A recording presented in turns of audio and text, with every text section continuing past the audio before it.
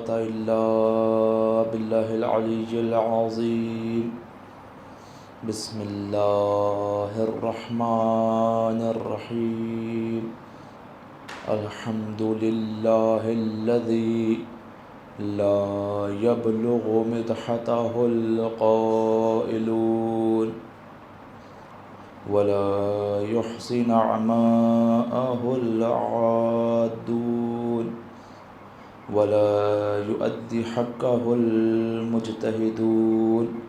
ثم الصلاة والسلام التحية والإكرام على رسول الثقلين جد الحسن والحسين ومحبوب رب المشرقين والمغربين سيدنا ومولانا وطبيب قلوبنا وشفيع ذنوبنا أبي القاسم المصطفى محمد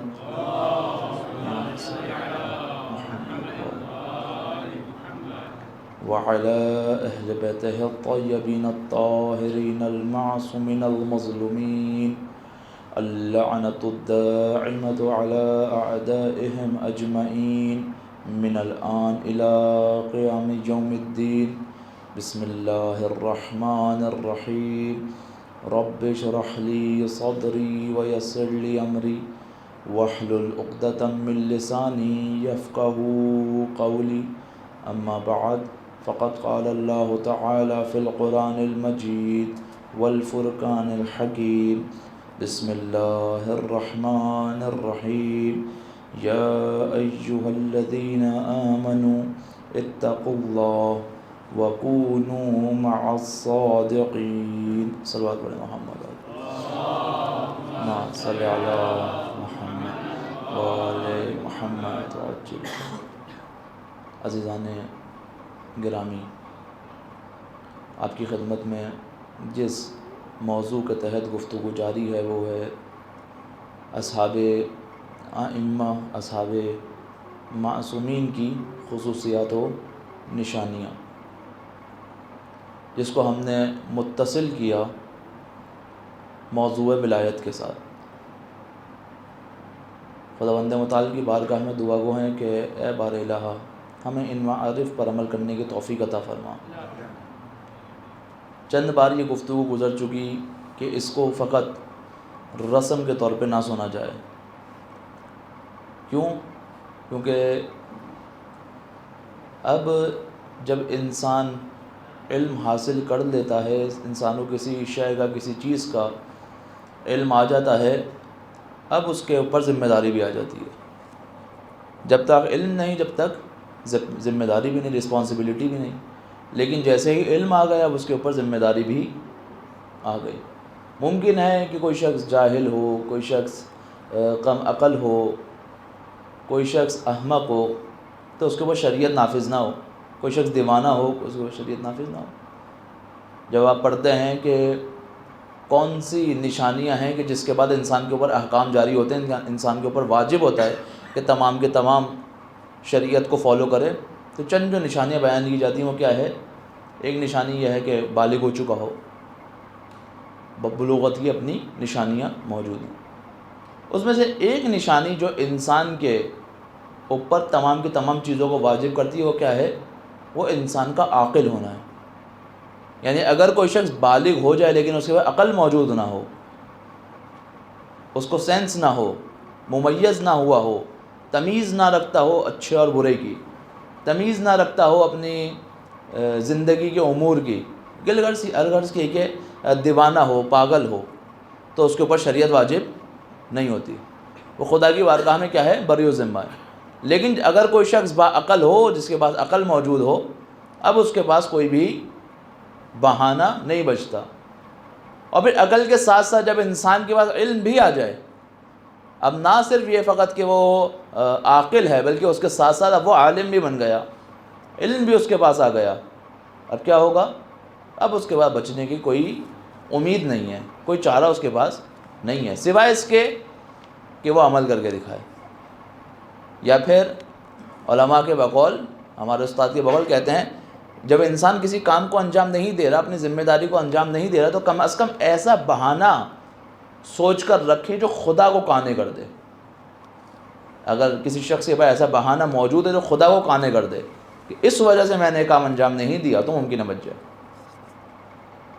کوئی بھی ایسا بہانہ جس کو سمجھتے ہیں میں کہوں گا خدا کی بارگاہ میں، خدا بولے گا ہاں ٹھیک ہے تم صحیح کہہ رہے ہو، ہم نے شاید شریعت صحیح نہیں بھیجی تھی، ہم نے شاید انبیاء کو کم بھیجا، 1,24,000 کی جگہ 2-2.5 لاکھ ہونے چاہیے تھے، ہم نے شاید معصومین کو صحیح طرح سے تمہاری رہنمائی کے لیے نہیں بھیجا، تو ٹھیک ہے بخش دیے جاؤ گے۔ لیکن اگر یہ بات سمجھتے ہو کہ ہمارے پاس کوئی ایسی دلیل نہیں ہے جو خدا کو قانع کر دے، بس صرف بچنے کا ایک راستہ بچتا ہے، وہ کیا ہے کہ انسان اس زندگی کے اندر ان اعمال کو انجام دے دے کہ جس کے لیے خدا نے بھیجا، اور کوئی دوسرا راستہ ہمارے پاس موجود نہیں ہے۔ اور یہی فرق ہے الہی نمائندوں میں اور دنیاوی نمائندوں کے اندر، یہی فرق ہے۔ آج آپ دیکھیں وہ افراد جو دنیاوی نمائندے ہوتے ہیں، جب وہ ووٹ مانگنے آتے ہیں آپ سے تو کیسے وعدے کرتے ہیں؟ اچھی اچھی باتیں کریں گے، نیک باتیں کریں گے، لیکن جو وہ خود باتیں کر رہے ہوتے ہیں اس کے اوپر یقین نہیں رکھتے۔ خود معلوم ہوتا ہے کہ ہم جھوٹ بول رہے ہیں، لیکن کہتے ہیں فلاں ہم تم سے وعدہ کرتے ہیں کہ ہم تمہیں یہ فیسلٹیز دیں گے، ہم تم سے وعدہ کرتے ہیں ہم تمہیں یہ دیں گے، لیکن خود بھی جانتے ہیں کیا کہہ رہے ہیں، وہ جھوٹ کہہ رہے ہیں۔ یا مثلاً کچھ ممالک کے اندر اسلام کے نام پہ بیوقوف بناتے ہیں، سمجھتے ہیں کہ یہاں کا اکثر جو عوام ہے وہ دین پسند عوام ہے، تو علماء کے چہرے کے اندر وہ آتے ہیں جب وہ ایسے معاشرے کے اندر آ کے باتیں کرتے ہیں لیکن دین کے بہت بڑے ٹھیکیدار ہیں، لیکن در حقیقت جو کہہ رہے ہوتے ہیں اس کے اوپر خود بھی ان کو یقین نہیں ہوتا۔ بہت نمائندے آپ کو ملیں گے، یہ تمام کیا ہیں؟ یہ تمام کے تمام دنیاوی نمائندے ہیں، یعنی جہاں پر ان کو اپنا ووٹ بینک نظر آ رہا ہوگا یہ وہی روپ کیا کر لیں گے، دھاڑ لیں گے۔ جہاں پر ان کو سمجھ آ رہا ہوگا اکثر افراد ہماری جو ہے وہ مثلا حمایت کریں گے، وہی باتیں کرنا شروع کر دیں گے۔ اگر دیکھیں گے کہ دیندار افراد زیادہ دین کی باتیں کریں گے کہ ہم اس مملکت کو مثلا مملکت ریاست مدینہ بنا دیں گے، تو کیا ہے یہ طریقہ کار؟ یہ طریقہ کار یہ ہے کہ زیادہ سے زیادہ ووٹ بینک کو کیا کیا جائے، جمع کیا جائے۔ کیونکہ یہ بات سمجھتا ہے کہ اگر میں دین کی بات نہیں کروں گا تو یہاں پر میرا سروائیول ممکن نہیں ہے۔ اور یہ ابھی کی بات نہیں ہے، یہ صدر اسلام سے ہو رہا ہے۔ آج آپ دیکھیں بنی امیہ کے خلفاء ہوں، بادشاہ ہوں، یا وہ بنو عباس کے ہوں، کیوں انہوں نے کبھی اصل اسلام کا انکار نہیں کیا؟ کبھی نہیں ملے گا کہ وہ دین اسلام کا انکار کریں، یہ نہیں ملے گا۔ کیوں نہیں ملے گا؟ کیونکہ وہ اگر اسلام کا ہی انکار کر دیں گے تو ان کی بادشاہت کو قبول کون کرے گا؟ تمام کے تمام مملکت تو مسلمان ہیں، تو ظاہری طور پر اسلام کا لبادہ اڑ کے رکھتے ہیں، اور باطن میں کیا ہوتے ہیں؟ منافق ترین افراد ہوتے ہیں۔ یہ کون سے نمائندے؟ یہ سارے دنیاوی نمائندے۔ لیکن جب الہی نمائندوں کی بات کی جائے تو ایسا نہیں ہے، بلکہ جو کہتے ہیں پہلے خود اس پر عمل کرتے ہیں، کہتے بعد میں ہیں، عمل پہلے کرتے ہیں، لوگوں کو دعوت بعد میں دیتے ہیں، پہلے خود اس چیز کے اوپر یقین رکھتے ہیں کہ جو ہم کہہ رہے ہیں وہی عین حق ہے۔ ایسا نہیں ہوتا کہ دوسروں کو کہہ رہے ہوں کہ مثلا نماز کو قائم کرو خود نہ کرتے ہوں، دوسروں کو کہہ رہے ہوں جہاد پہ جاؤ لیکن خود نہ جاتے ہوں، ایسا نہیں ہے، بلکہ خود بڑھ چڑھ کر حصہ لیتے ہیں۔ اور جب ایسے افراد آتے ہیں، یہ کون ہوتے ہیں؟ یہ در حقیقت وہ افراد ہوتے ہیں جو مومن ہوتے ہیں اور ایمان رکھتے ہیں، اور ان کی ایمان کی تاثیر یہ ہوتی ہے کہ دوسروں کے اندر بھی یہ ایمان کیا ہوتا ہے؟ پینیٹریٹ ہوتا ہے، صلاحیت کرتا ہے۔ خداوند متعال قرآن میں فرماتا ہے بسم اللہ الرحمن الرحیم آمن الرسول بما انزل الیہ من ربی، کہ رسول خدا ہر اس چیز پر ایمان رکھتے ہیں جو ان کی طرف بھیجا گیا۔ ایسا نہیں صرف دوسروں کو دعوت دے رہے ہیں، خود پہلے مرحلے میں ایمان رکھتے ہیں، خود پہلے مرحلے میں یقین رکھتے ہیں کہ یہ جو میں بیان کر رہا ہوں یہ واقعاً وہ ہے کہ جو انسانیت کی بقا ہے، یہ جو میں بیان کر رہا ہوں یہ واقعاً وہ ہے جو انسانیت کو کیا کرے گا؟ ترقی عطا کرے گا۔ اور مادی رہنماؤں کی، مادی لیڈرز کی کیا کوالٹی ہوتی ہے کہ جو کہتے ہیں خود اس پہ یقین نہیں رکھتے، خود اس پر عمل نہیں کرتے۔ لیکن رسول جو کہتے ہیں کہنے سے پہلے خود اس پر عمل کر رہے ہوتے ہیں۔ رسالت پر مبعوث ہونے سے پہلے تمام کے تمام افراد اس بات کا ادراک رکھتے تھے اور یقین رکھتے تھے کہ اس سے بڑا صادق اور امین شخص کوئی نہیں ہے۔ اور اس کی صداقت کا یہ عالم ہے کہ ایک جگہ سے گزر رہے ہیں، ایک چٹان ہے، اوپر کھڑے ہوئے اور تمام لوگوں سے کہا کہ اگر میں تم سے کہوں کہ پیچھے سے ایک لشکر آ رہا ہے اور وہ تم پر حملہ کر دے گا، میری بات مانو گے نہیں مانو گے؟ ابھی اعلان رسالت نہیں کیا، کہا ہاں ہم آپ کی بات مانیں گے، ہم نے آپ کو کبھی جھوٹ بولتے نہیں دیکھا۔ کہا اگر تم میں سے کچھ شخص آئیں، کچھ افراد آئیں اوپر اور اس چٹان پہ کھڑے ہوں اور پیچھے دیکھیں وہاں کوئی نہ ہو، اور تمہیں خبر دیں گے پیچھے کوئی نہیں آ رہا، لیکن میں پھر بھی کہوں ایک لشکر آ رہا ہے تم میں نیست و نابود کر دے گا، تو کیا کرو گے؟ کہتے ہیں کہ ہم یہ کہیں گے کہ ہماری آنکھیں دھوکہ کھا سکتی ہیں لیکن آپ جھوٹ نہیں بول سکتے۔ یہ کیا ہے؟ کردار سازی۔ پہلے خود جو کہتے ہیں بہترین انداز پر اس پر عمل کر کے دکھایا، یہاں تک کہ دشمن بھی بات کو سمجھ، اس کے بعد پھر اعلان نبوت کرتے ہیں۔ دنیاوی رہنماؤں کی طرح نہیں ہے۔ تو جو رسول ہے اس کے اوپر جو بھیجا گیا ہے پروردگار کی طرف سے، یہ کیا کرتے ہیں؟ ان کے اوپر ایمان رکھتے ہیں۔ والمؤمنون کل آمن باللہ، اور مومن وہ افراد جو ایمان لے آئے وہ بھی کیا ہیں؟ ان تمام کی تمام چیزوں پر یقین رکھتے ہیں، اللہ پر یقین رکھتے ہیں، وملائکتہ، اس کے بھیجے ہوئے ملائکہ پر یقین رکھتے ہیں، وکتبہ، اس کی بھیجی ہوئی کتاب پر یقین رکھتے ہیں، ورسولہ، اور اس کے بھیجے ہوئے رسولوں پر یقین رکھتے ہیں۔ یقین سے کیا مراد ہے؟ یعنی صرف زبان سے نہیں کہتے کہ ہاں کوئی 1,24,000 انبیاء گزرے، صرف زبان سے نہیں کہتے کہ قرآن الہی کتاب ہے، صرف زبان سے نہیں کہتے کہ یہ مثلاً یہ آخری نبی ہیں، بلکہ یقین رکھتے ہیں، اطمینان ہوتا ہے ان کو کہ یہ جو ہے بالکل حق اور حقیقت ہے، ان کے دل کے اندر ایک ذرہ برابر بھی شک موجود نہیں ہوتا۔ لا نفرق بین احد من الرسول، اور یہ وہ افراد ہیں جو انبیاء کے درمیان کوئی فرق نہیں رکھتے، انبیاء کے درمیان کوئی فرق نہیں رکھتے۔ قرآن کی آیت ہے۔ اب یہاں پہ سوال، کیا سارے نبی برابر ہیں؟ جو یہ قرآن کی آیت ہے، لا نفرق، کوئی فرق نہیں رکھتے، بین احد من رسولہ، کسی ایک بھی نبی کے اندر۔ کیا سارے نبی برابر ہیں؟ نہیں۔ واضح ہے کہ خدا خود کہتے ہیں ہم نے بعض کو بعض پر فضیلت عطا کی۔ پھر کس چیز کی بات ہو رہی ہے کہ ہم فرق نہیں کرتے؟ یہ بات یہ ہو رہی ہے کہ ان تمام کے تمام انبیاء کا ہدف ایک ہے، ان تمام کے تمام انبیاء کی راہ ایک ہے، یہ سارے کے سارے انبیاء خدا کی طرف سے آئے۔ اس جہت سے اگر دیکھا جائے تو ان انبیاء کے درمیان کوئی فرق نہیں ہے۔ یہاں سے یہ بات بھی سمجھ آتی ہے کہ جب انبیاء کے درمیان کوئی فرق نہیں ہے تو اصحاب کے درمیان بھی کوئی فرق نہیں ہے، اس لحاظ سے کہ ان کا ہدف ہے، اس لحاظ سے ان کی راہ ہے، اس لحاظ سے کہ ان کی روش ہے۔ ممکن ہے ان کے منصب کے اندر فرق موجود ہو، یہ ممکن ہے، ممکن ہے کوئی ایک صحابی ایک اعلیٰ منزل پر ہو، دوسرا صحابی کم، مثلا حضرت ابو ذر اور حضرت سلمان۔ حضرت ابو ذر جناب امیر کے پاس آئے اور کہا مولا یہ افراد مجھے چھیڑتے ہیں، میرا مذاق اڑاتے ہیں اور کہتے ہیں کہ آپ کو سلمان سے زیادہ محبت ہے، آپ مجھ سے کم محبت کرتے ہیں، سلمان سے زیادہ محبت کرتے ہیں۔ جناب امیر نے جواب نہیں دیا اور بات کو چاہا کہ آگے بڑھائیں، لیکن انہوں نے اصرار کیا۔ جناب امیر نے جواب نہیں دیا، اگلی دفعہ پھر آئے، پھر وہی سوال، مولا نے پھر جواب نہیں دیا، تیسری دفعہ پھر آئے، پھر وہی سوال کہ آپ مجھ سے زیادہ سلمان سے محبت کرتے ہیں اور یہی وجہ ہے کہ لوگ میرا مذاق اڑاتے ہیں۔ مولا نے کہا اچھا ٹھیک ہے، کل فجر کے بعد میں تمہیں جواب دوں گا۔ ٹھیک ہے، مسجد میں آئے، جناب سلمان بھی ہیں، حضرت ابو ذر بھی ہیں، دیگر افراد بھی ہیں، نماز ادا ہوئی، نماز ادا کر کے ایک ایک کر کے سامنے مسجد سے جانا شروع کیا، یہاں تک کہ بھی 3 افراد موجود ہیں، جناب امیر، حضرت سلمان اور حضرت ابو ذر۔ مسجد سے نکلے مولا علی اپنے گھر کی طرف، دونوں صحابی جناب امیر مولا کے ساتھ ساتھ، یہاں تک کہ مولا گھر آ گیا، اپنے گھر میں داخل ہونے لگے۔ جناب ابو ذر نے کہا مولا آپ نے جواب نہیں دیا۔ مولا نے کہا ابو ذر ابھی تمہیں جواب دیتا ہوں، تم پہلے مسجد میں جاؤ اور دیکھو کہ آخر میں جو مسجد سے نکلے ہیں اس میں کتنے قدموں کے نشان موجود ہیں۔ کہا مولا صاحب دیکھنے والی کیا بات ہے، ہم 3 ہی نکلے ہیں۔ مولا نے کہا نہیں جاؤ دیکھ کر آؤ۔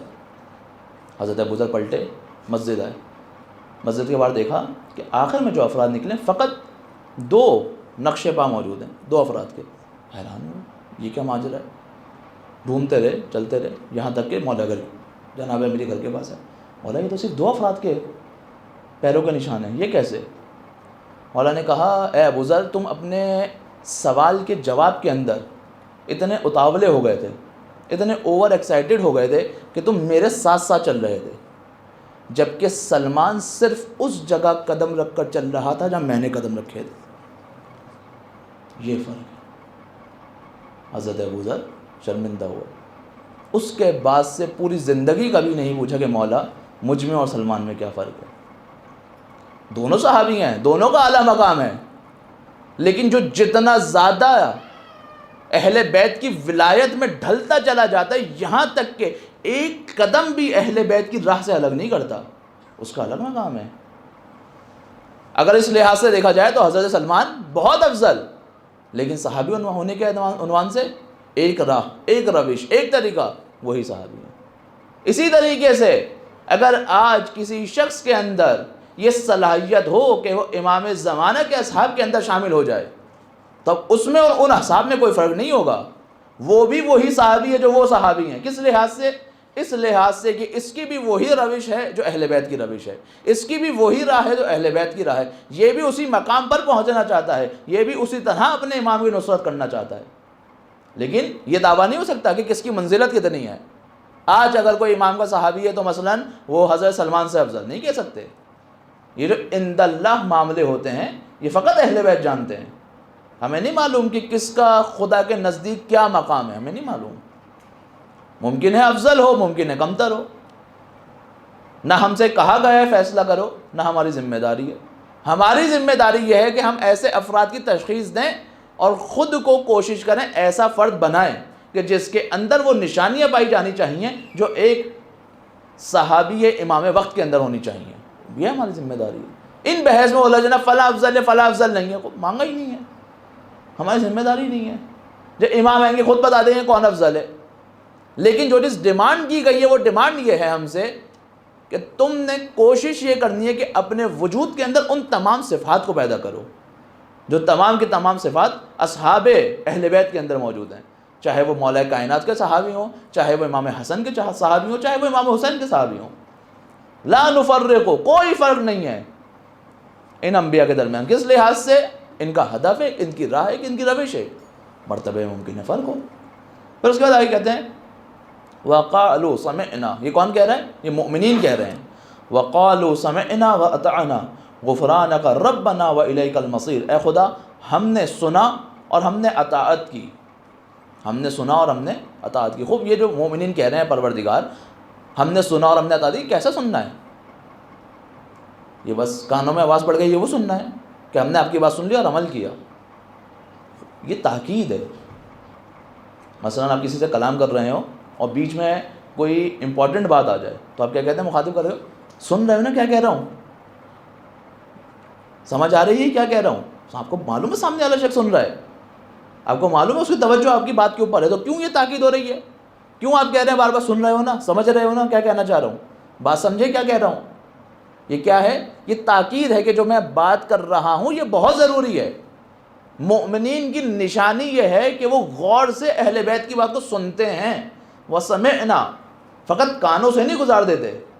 اگر اس مجلس میں آ کر بیٹھے ہیں صرف رسم کے لیے آ کر نہیں بیٹھے، وَسَمِعْنَا، ہم سن رہے ہیں، اعلان کر رہے ہیں، ہم سن رہے ہیں، ہم بات کو ہضم کر رہے ہیں، ہم بات میں غور و فکر کر رہے ہیں، کس لیے؟ تاکہ عمل کر سکیں۔ وَأَطَعْنَا، مومنین کیا کہہ رہے ہیں؟ ہم سن رہے ہیں اور پھر عمل کر رہے ہیں۔ ایسی عمل کر رہے ہیں، اندھی تقلید نہیں، اندھی تقلید نہیں کر رہے، سمعنا سن رہے ہیں، وَأَطَعْنَا اس کے بعد عمل کر رہے ہیں۔ ایمان دو قسموں کا ہے، ایک ایمان مقلدانہ یا تعصبانہ۔ کیا مطلب؟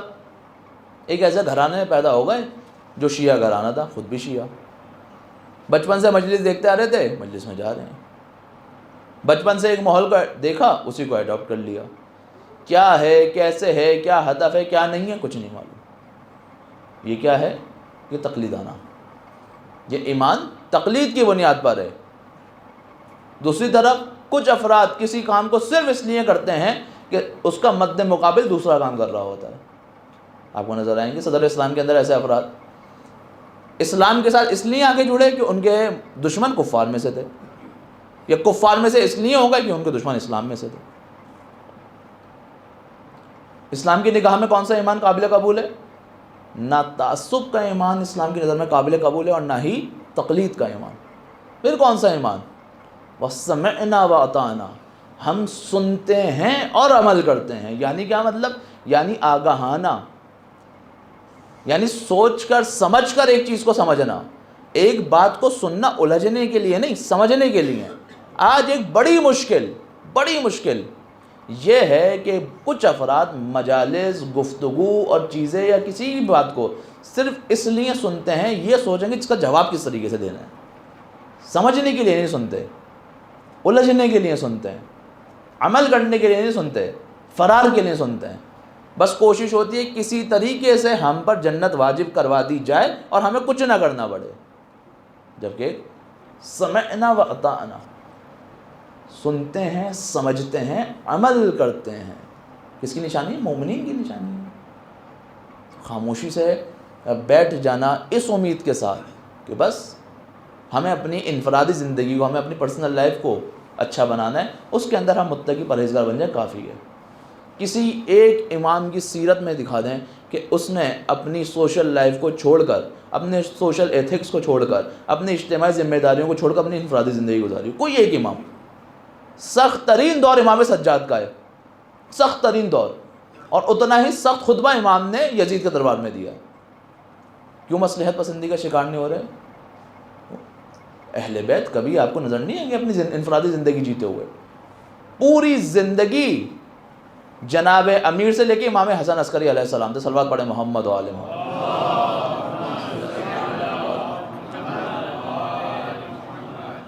اسی راہ کے اندر گزاری، کسی طرح حکومت الہی کو معاشرے میں نافذ کر دیا جائے.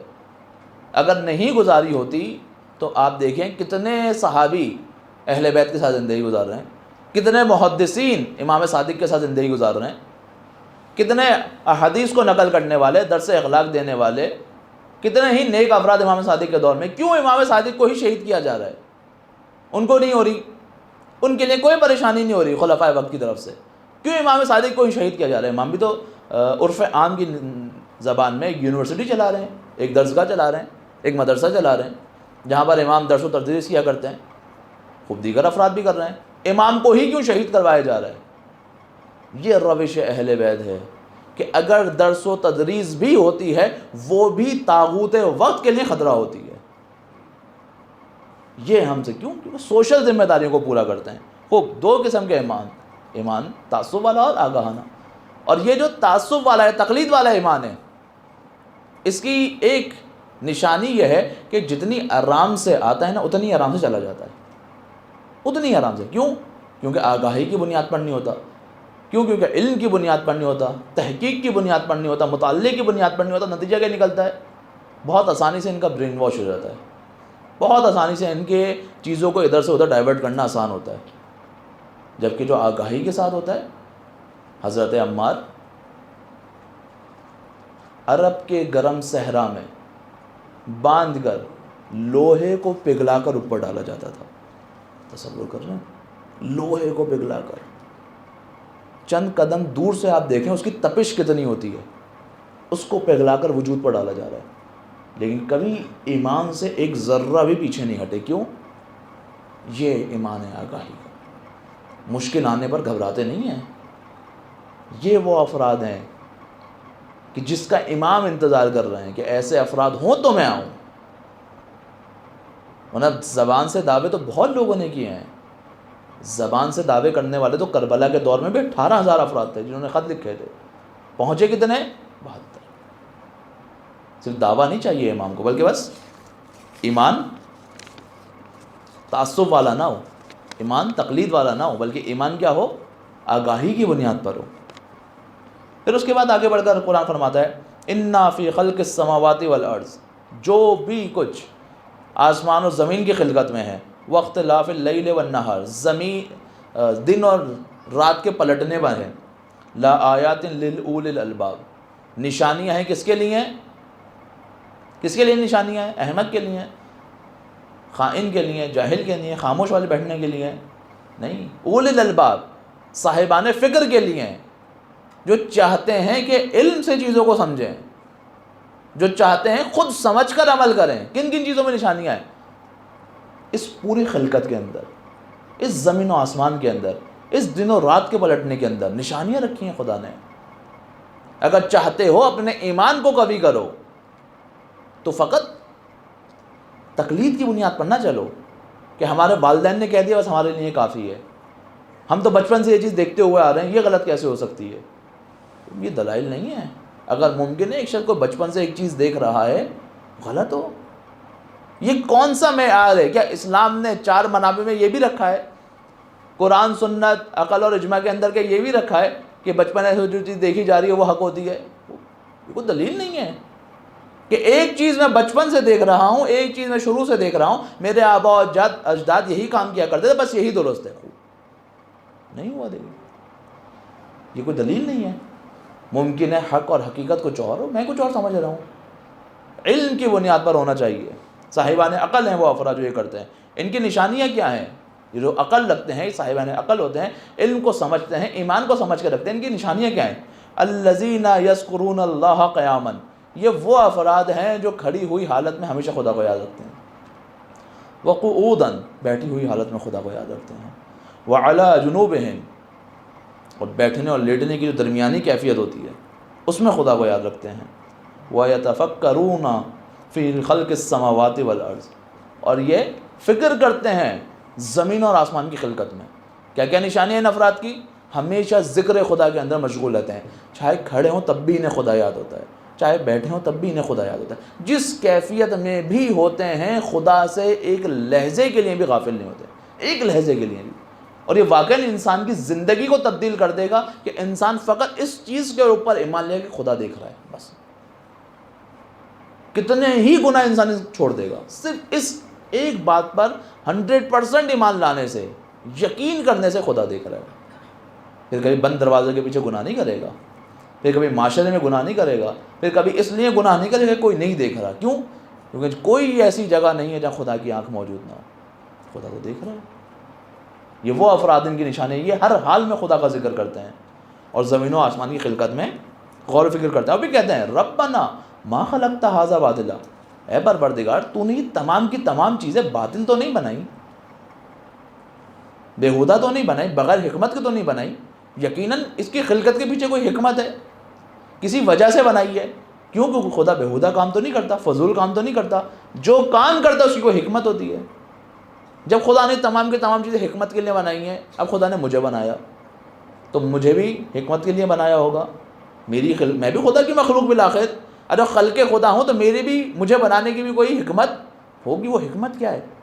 اگر میں اس حکمت کے اوپر عمل نہیں کر رہا, اس کا مطلب یہ ہے کہ میں خلقت کائنات کے اندر خلل پیدا کر رہا ہوں. اس کا مطلب یہ ہے کہ میں خدا کی بنائی ہوئی کائنات کے اندر خرابی پیدا کر رہا ہوں. یہ وہی ہے کہ انسان باہر نکلے کسی کی گاڑی جا کے پنچر کر دے. کیا ہے یہ؟ انتہائی احمقانہ عمل ہے. کیوں کر رہے بھائی؟ اگر کوئی انسان اپنی خلقت کے اہداف کو نہیں سمجھے اور اس پر عمل نہ کرے, ایسا ہی ہے کہ اس نے خدا کی خلقت کے اندر خرابی پیدا کی ہے. کیونکہ خدا نے جب اس کو بنایا کسی مصلحت کے لیے بنایا, کسی کام کے لیے بنایا. یہ اگر اپنی قدر و منزلت کو نہیں جانے گا تو کیا ہوگا؟ من عرف نفسہ فقد عرف ربہ, جس نے خود کو پہچانا اس نے رب کو پہچانا. کیوں؟ کیونکہ جب خود کو نہیں پہچانے گا تو کسی بھی چھوٹی موٹی چیز کے عوض خود کو بیچ دے گا. اپنی قدر و منزلت کو پہچانو تاکہ چھوٹی چھوٹی چیزوں کے عوض اپنے نفس کو نہ بیچ دو. جناب امیر کہتے ہیں تمہارے نفس کی کم سے کم قیمت جنت ہے, کم سے کم قیمت. اور آج انسان ایک کلپ کے عوض اپنی نفس کو بیچ دے, انسان چند چیٹنگ کے جملوں کے لیے اپنے نفس کو بیچ دے, انسان چند دل لذت کے لیے اپنے نفس کو بیچ دے, انسان چند خیالات کے لیے اپنے نفس کو بیچ دے, انسان اپنے کمفرٹ زون کے لیے اپنے نفس کو بیچ دے. عجیب ہے واقعا. کم از کم قیمت نفس کی کیا ہے؟ جنت ہے, کم از کم قیمت. خدا تو نے ایسا باطل تو نہیں بنایا. سبحانک فقینا عذاب النار, پروردگار مجھے عذاب سے محفوظ رکھ. پھر جب کافروں سے کہا جاتا ہے وَإِذَا قِيلَ لَهُمْ تَعَالَوْا إِلَى مَا أَنزَلَ اللَّهُ وَإِلَى الرَّسُولِ, کہ تم کیوں نہیں آتے اس طرف جو پروردگار کی راہ ہے اور پروردگار کے رسول کی راہ ہے. تو کیا کہتے ہیں کہ ہمارے لیے حسبنا ما وجدنا علیہ آباؤنا, ہمارے لیے وہ کافی ہے جو ہمارے آباء و اجداد نے ہمیں دیا ہے۔ کس کی دلیل ہے یہ کافروں کی دلیل ہے۔ مومن سے ایکسپیکٹ نہیں کیا کہ وہ یہ دلیلیں رکھے۔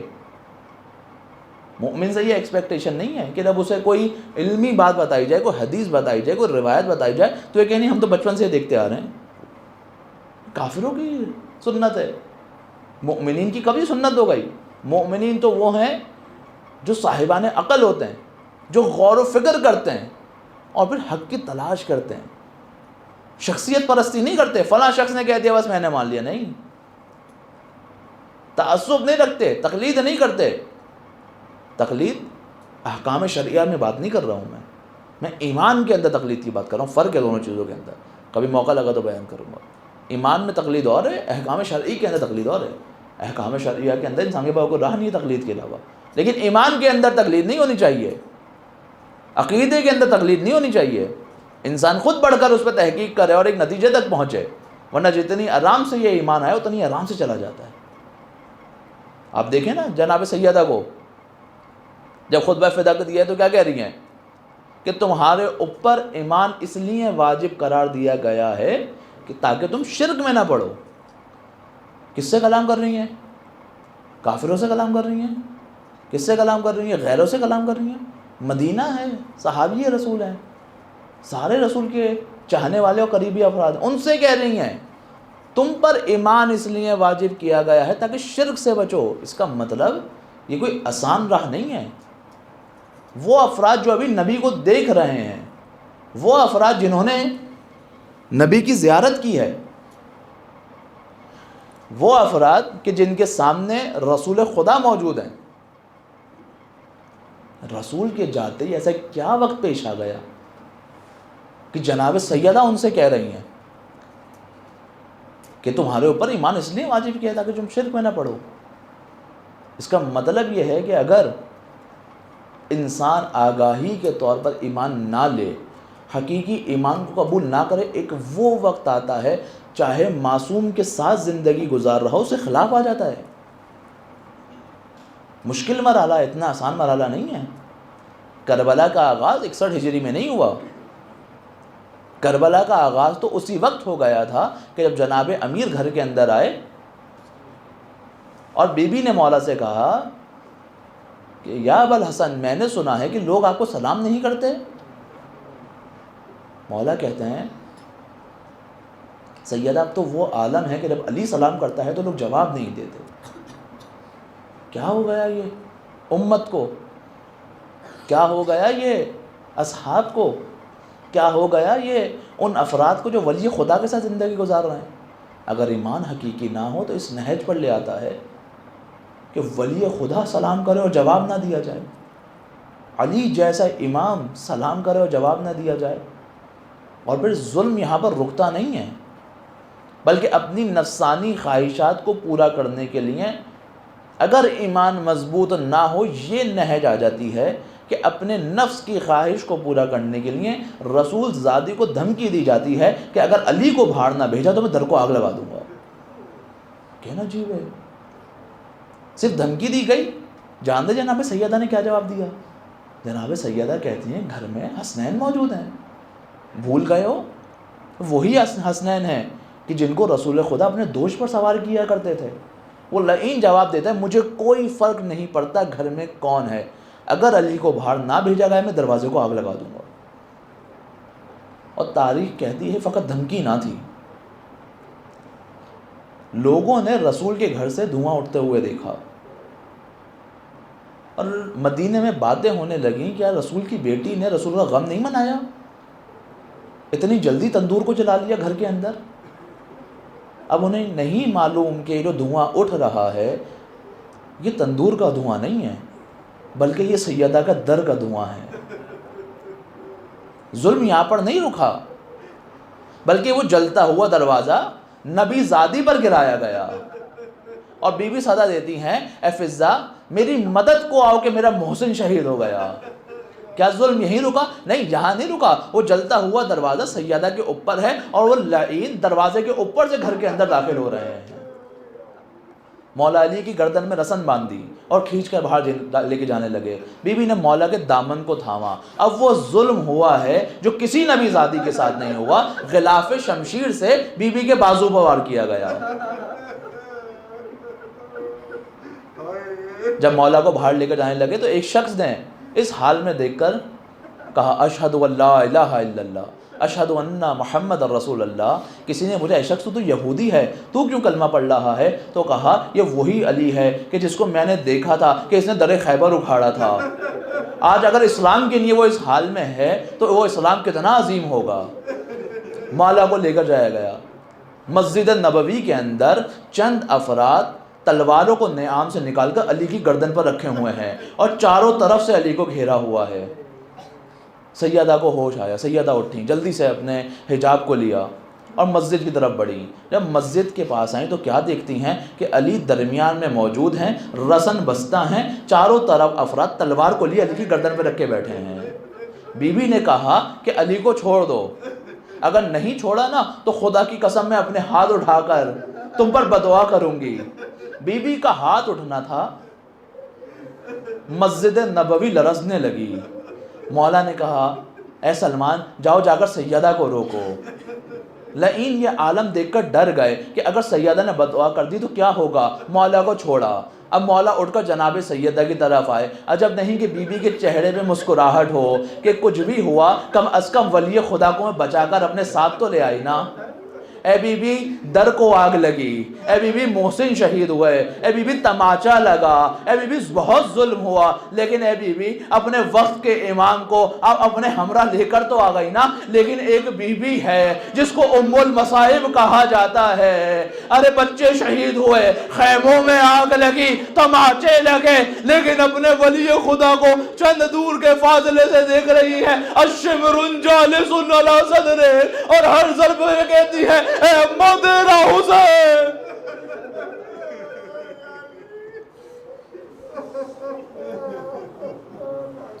علی لعنت اللہ علی القوم.